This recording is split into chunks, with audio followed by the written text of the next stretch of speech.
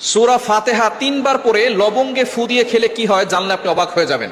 লবঙ্গ হচ্ছে এমন একটি জিনিস যেটা মানুষের শরীরের জন্য খুবই উপকারী। এটা আমি নিজেও কিন্তু যখন মাহফিলে যাই তখনই আমরা খাই। দেখা যাচ্ছে যে গলার জন্য খুবই উপকারী এবং একজন মানুষের স্বাস্থ্যের জন্য অনেকটা উপকার করে এই লবঙ্গ। এটা আমরা অনেকেই জানি না। আমরা এটা খাবারে দিয়ে থাকি, খাবারের স্বাদ বৃদ্ধি করি। তবে এটা যদি আপনি খেতে পারেন, অনেক সময় চায়ের সাথে খেতে পারেন, অথবা আপনি এমনি কাঁচা মুখে চিবিয়ে চিবিয়ে খেতে পারেন, এর রসটা যদি আপনার গলার ভিতরে যায় অনেক উপকার হবে, এটা আপনি কল্পনা করতে পারবেন না।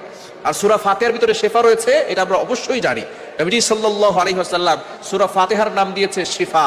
সূরা ফাতিহাকে দোয়া বলা হয়েছে এবং সূরা ফাতিহা হচ্ছে সকল রোগের ওষুধ। সুবহানাল্লাহ বিহামদি। সুতরাং সূরা ফাতিহা ইয়াকিনের সাথে আমল করলে অবশ্যই আপনি ভালো ফলাফল পাবেন। আল্লাহ পাক রব্বুল আলামিন আপনাকে শেফা দিয়ে দিবেন।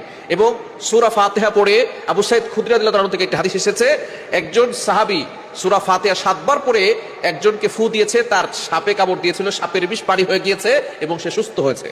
সুবহানাল্লাহ। সুতরাং সূরা ফাতিহা যদি ইয়াকিনের সাথে আপনি আমল করতে পারেন অবশ্যই ভালো ফলাফল পাবেন। সূরা ফাতিহা 3 বার পড়বেন, আউযুবিল্লাহ বিসমিল্লাহ সহকারে 3 বার পড়ে লবঙ্গে ফু দিয়ে সেই লবঙ্গটা আপনি কাঁচা আপনি চিবিয়ে চিবিয়ে খেতে পারেন। এটার জন্য কি কি উপকার হবে? 1 নাম্বার, আপনার গলা ব্যথা দূর হবে। আমার যখনই গলায় ফুসফুস সমস্যা হয় অথবা কোনো ধরনের গলার ভিতরে ব্যথা করে তখনই আমি লবঙ্গ খাই, তখনই দেখি আমার গলা ব্যথা আল্লাহর রহমতে কমে গেছে। সুতরাং 1 নাম্বার হচ্ছে আপনার গলা ব্যথা কমে যাবে। 2 নাম্বার হচ্ছে ঠান্ডা কমে যাবে।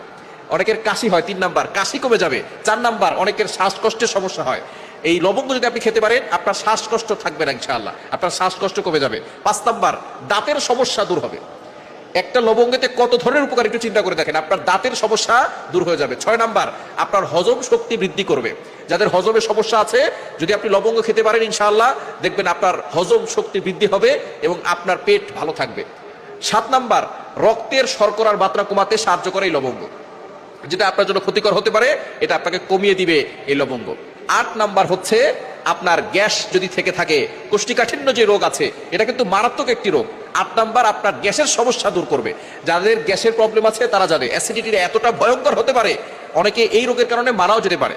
এই গ্যাস, কোষ্ঠীকাঠিন্য, অনেকের পায়খানা ঠিক মতো হয় না। মনে রাখবেন আপনার পেটের ভিতরে যা কিছু আছে আমদানি আর রপ্তানি হতে পারলে আপনি সুস্থ একজন মানুষ। যদি আমদানি ঠিক মতো না করতে পারেন, অর্থাৎ পেটের ভিতরে খাবার না যায়, তাহলে আপনি অসুস্থ হয়ে যাবেন। আবার যদি পায়খানা বের না হয় তাহলে কিন্তু আপনি কি হয়ে যাবেন? অসুস্থ হয়ে যাবেন। সুতরাং পেট ঠিক তো সব ঠিক।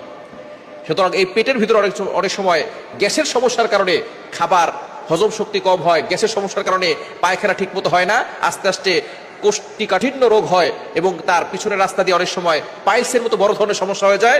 পরবর্তী সময় অপারেশন ছাড়া কোনো উপায় থাকে না। এই জন্য অবশ্যই গ্যাসের সমস্যা দূর করবে আপনার এই লবঙ্গ যদি আপনি খেতে পারেন। কাঁচা খেতে পারেন, চায়ের সাথে খেতে পারেন, অথবা পানিতে গরম পানিতে সিদ্ধ করে সেই পানিটা আপনি